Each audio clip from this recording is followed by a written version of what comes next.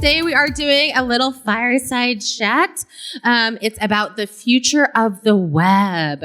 So hot takes all around. Hopefully this inspires some conversations for you all to take back to your tables. My name is Tracy. You can follow me on Twitter at LadyLeet. I'm the CEO of a company called This.Labs. We have a lot of swag out there. So we have scrunchies, we have hand sanitizer, a lot of really fun things. But I also have three amazing panelists here, and I'm going to let them quickly introduce themselves. Hi, I'm Tomchak. I'm also with This.Labs as a senior software architect and podcast host. Oh, you have your own. You have your own.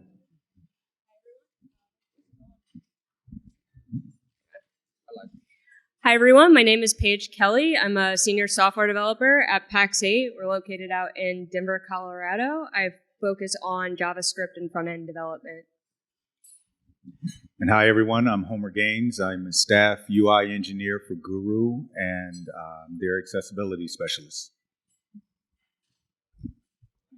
Thank you so much. And you can actually follow all these amazing people on the internet. There's this thing called Twitter, and it's awesome. If you are not on Twitter, highly recommend you joining and following all the amazing speakers here.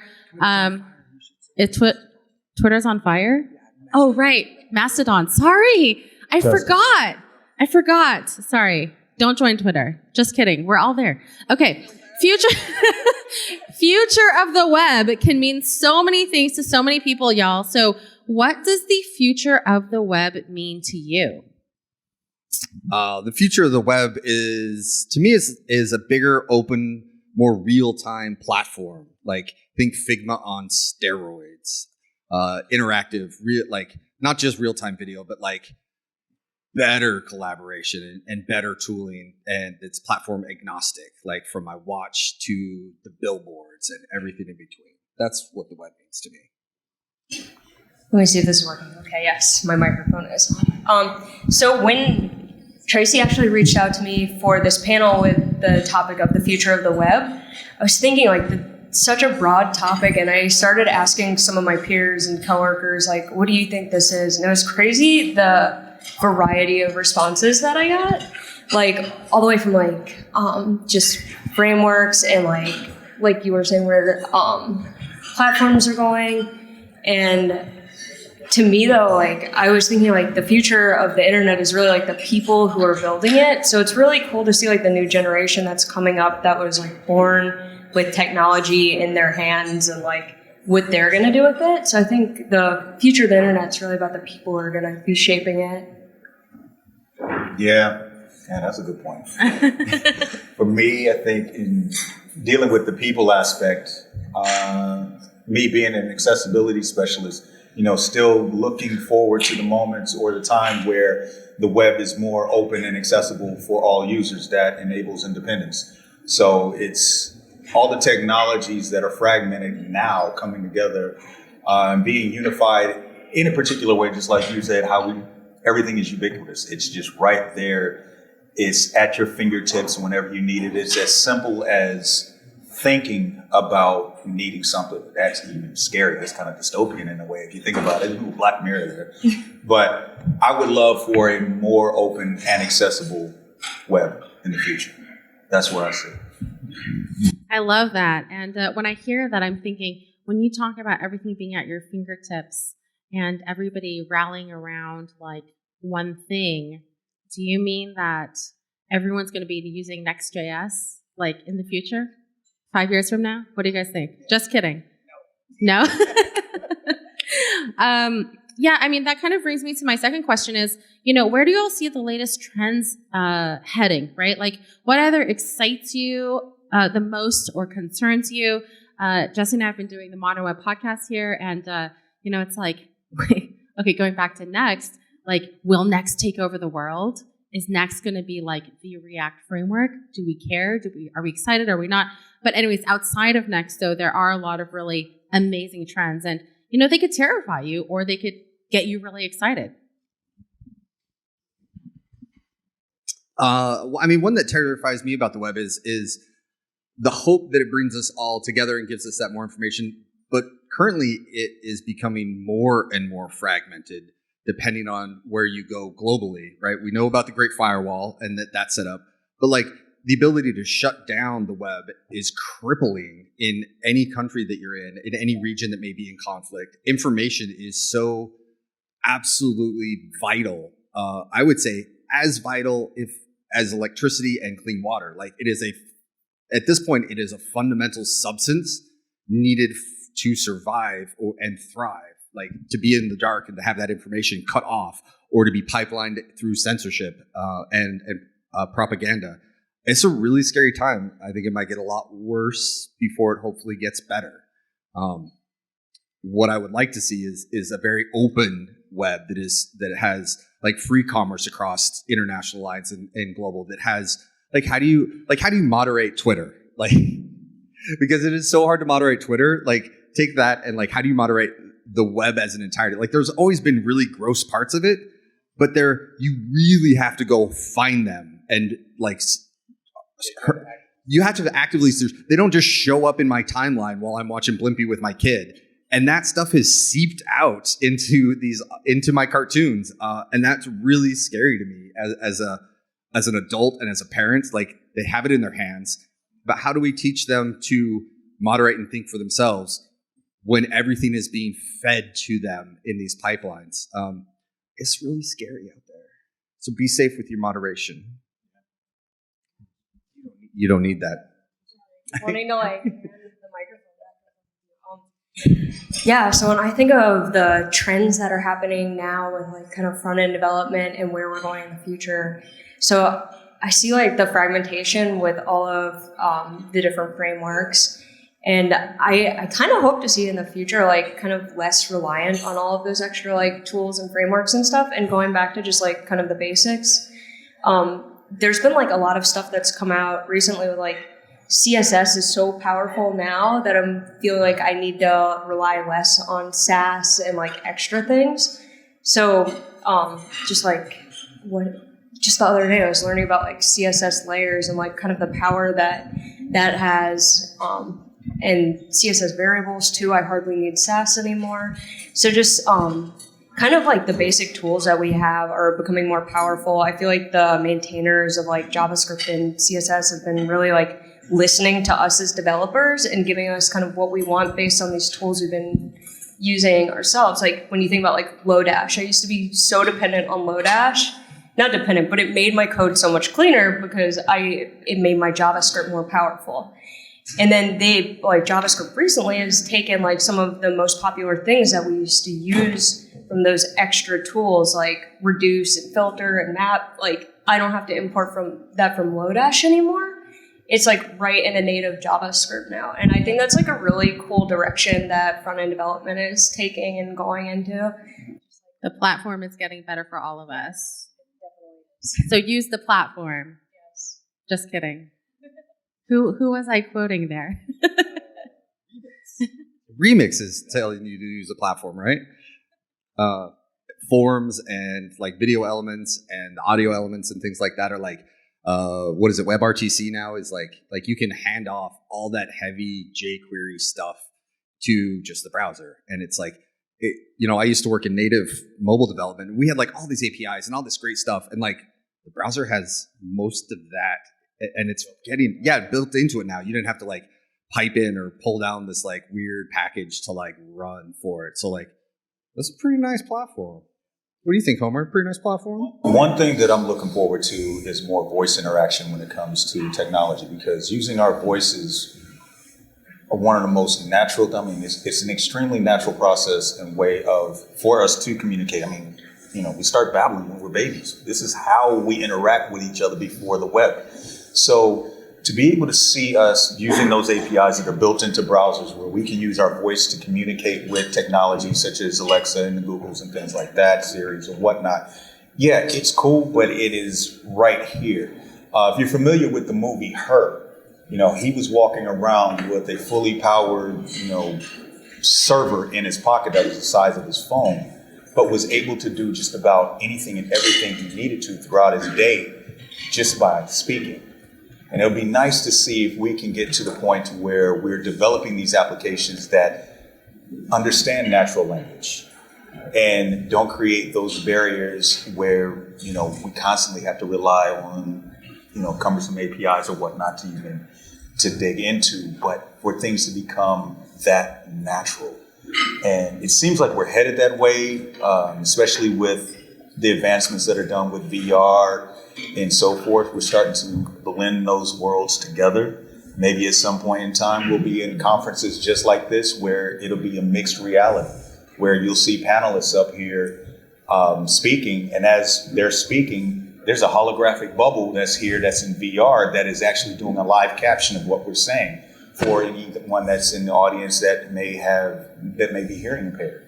So, I'd love to see the future go that way, where we really start innovating and building the toys that we dreamt about when we were kids. I'd like to see that. Yeah. I used to have a Dick Tracy watch when I was a kid. No, I couldn't afford the Magic Coder, but thanks, Omar. But I had a watch, and it would call home, and I have that now, and it's interesting that and now I just take it for granted, and I yell at it because it can't set timers and reminders correctly. Right? So what does Siri and Alexa look like in my browser? What sort of interaction do I have with do I have Google Chrome? Do I just have to do it through Google Chrome because I'm so reliant on Chrome in the V8 engine? Or can I put in Alexa or Siri or something better? Where's my open source Alexa that I can embed in my application or embed in my browser and run that through my to-do list and my checklist and things like that? I think that's really nice. Cool. So, where do you all, if you look back 3 to 4 years ago, was there any tech or, technologies you kind of hoped would be doing better now that maybe really hadn't taken off the way you had hoped? I think for me a few years ago, I was really betting on, man, this is the year that web performance is going to become the thing, and people are going to talk about it, and people are going to care. And I feel like that kind of stalled out for a few years. And then now, now we're starting, with all these new meta frameworks, right? And Quick and Astro and all these other technologies. It's oh, web performance first.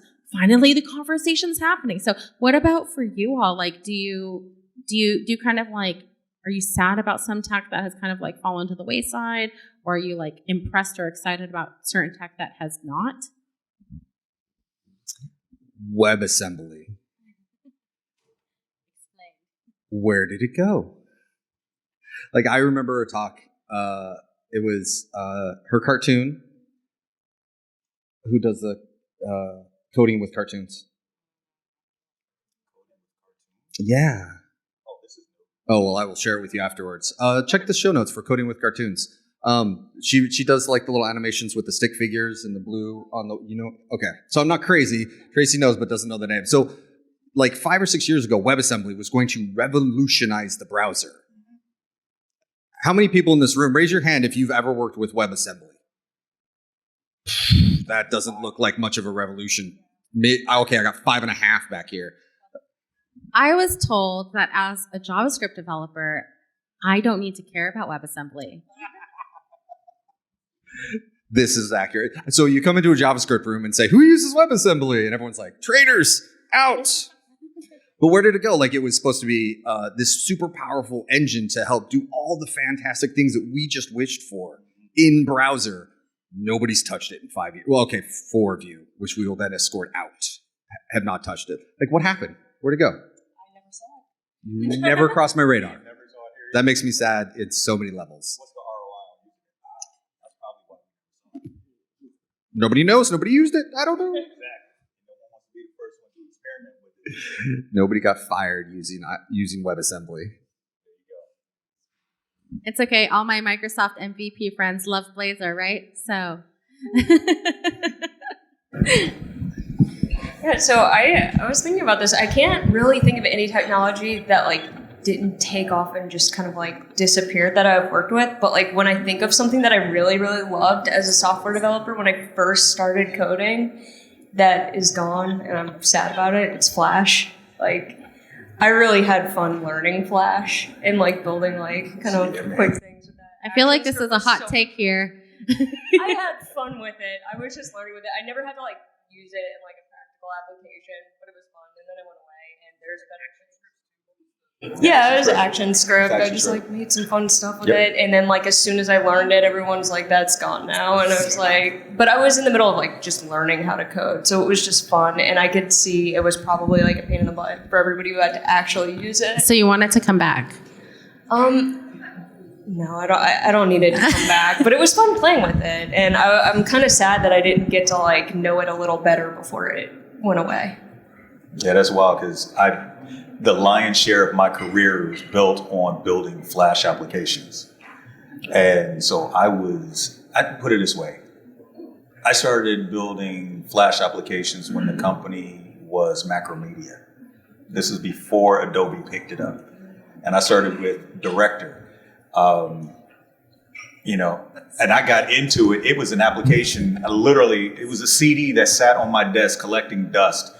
And for some of you know, me that's out there, I was in the music business for a while, and I was working with a gentleman who he and I were writing a jingle for a commercial. This is back home in Indiana where I grew up, and he was like, "You're in the computers. Let me show you this cool new thing that's out."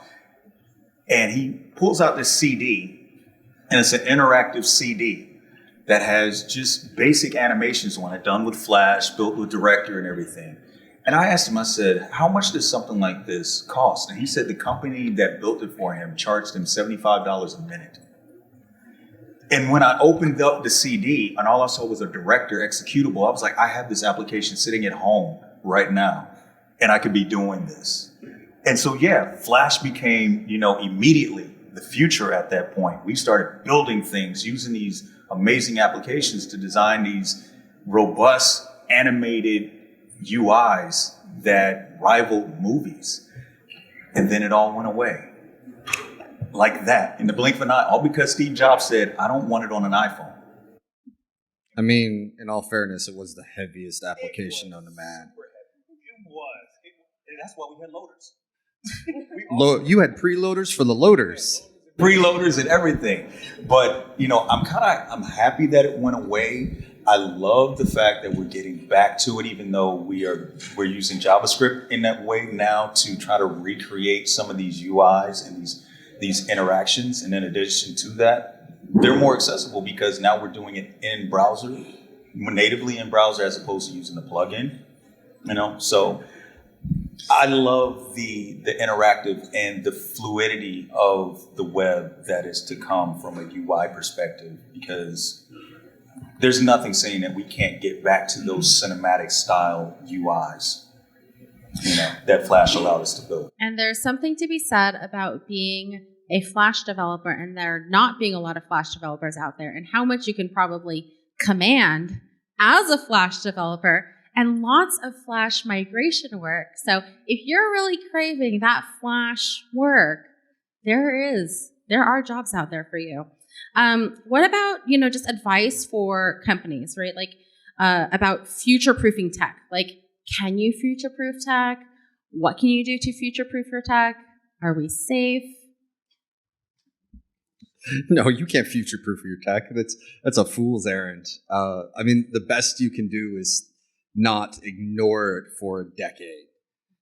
We were talking with Corey House earlier today, and like, migrations, we were talking with Jessica about migrations and Corey about testing, and like, the best you can do is keep up without the bleeding edge and don't fall behind.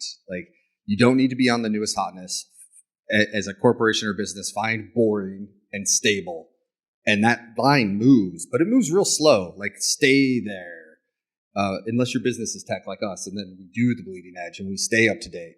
But like, you're going to have to migrate everything, and you're going to have to drop everything. Like, every airplane that everyone came in here, right, like, runs Cobalt.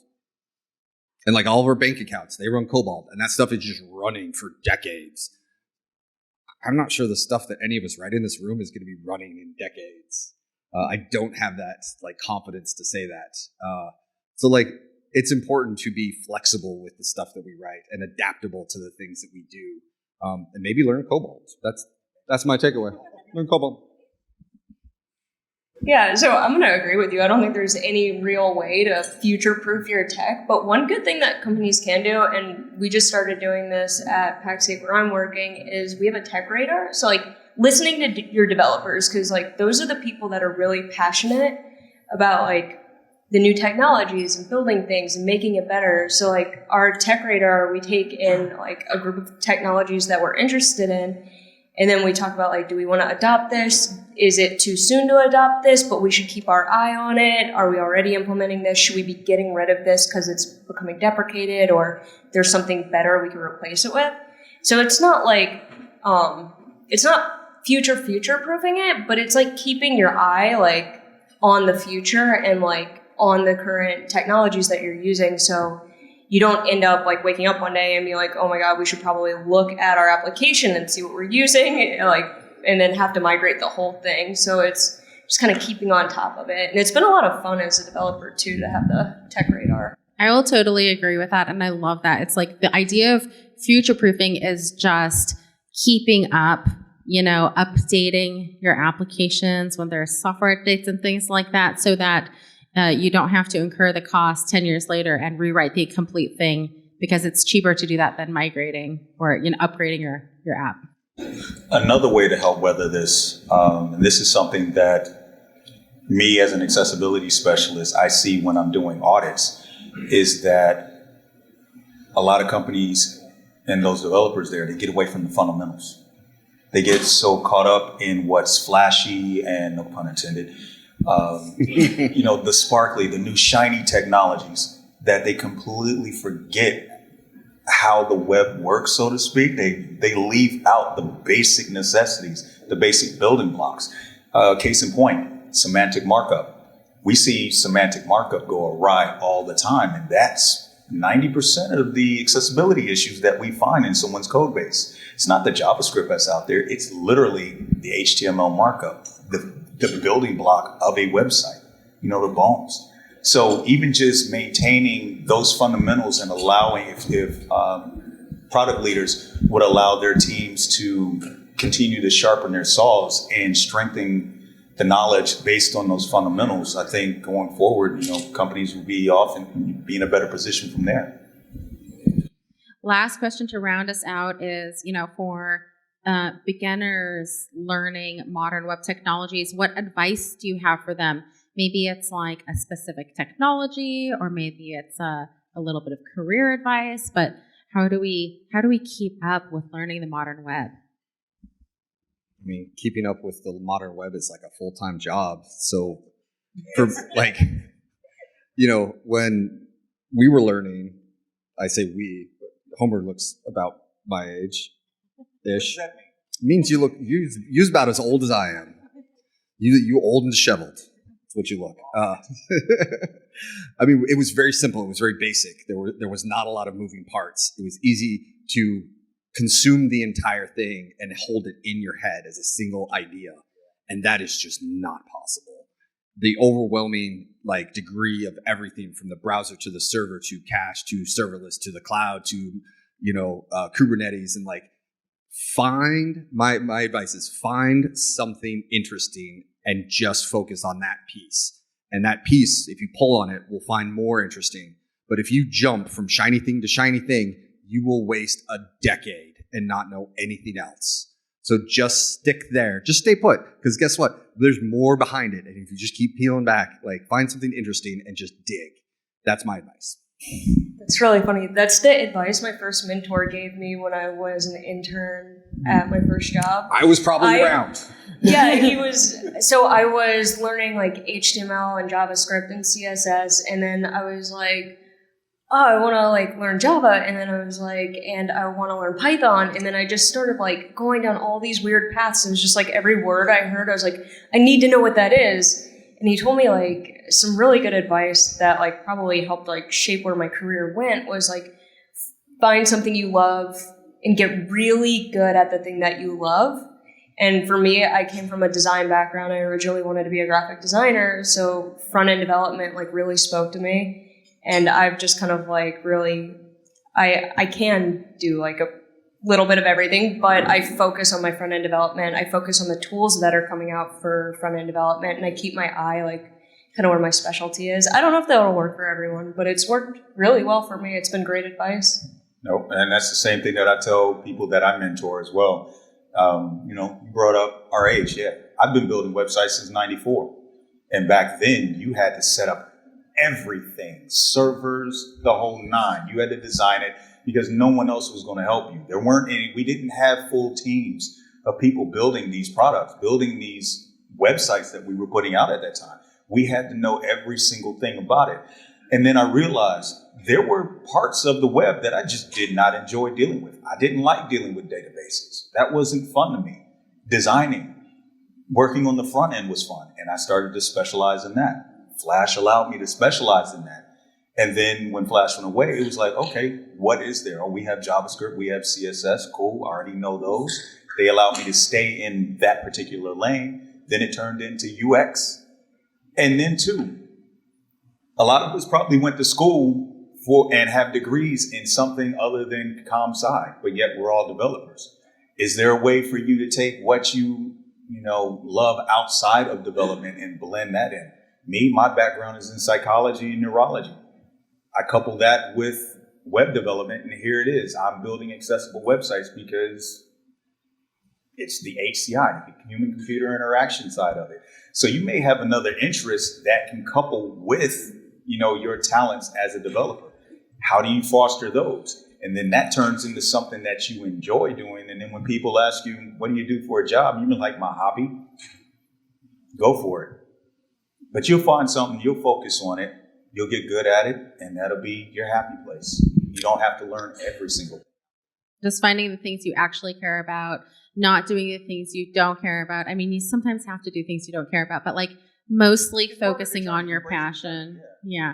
And it's interesting because, like talking to a lot of senior developers and looking at a lot of junior developers, the people who just consistently do the grunt work look like rock stars because they're doing the work that nobody else wants to do, but that's what makes them amazing developers. So doing that type of stuff, right? Like not being afraid to just dig in and do the stuff that other people don't want to do.